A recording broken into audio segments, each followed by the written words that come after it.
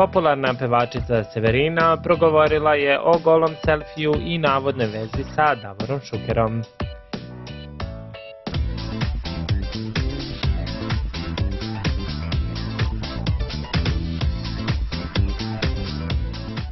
Početak svetskog prvenstva u fudbalu je sigurno obeležila i pevačica Severina, što objavljivanjem svog golog selfija, što zbog navodne veze sa fudbalskom legendom Davorom Šukerom.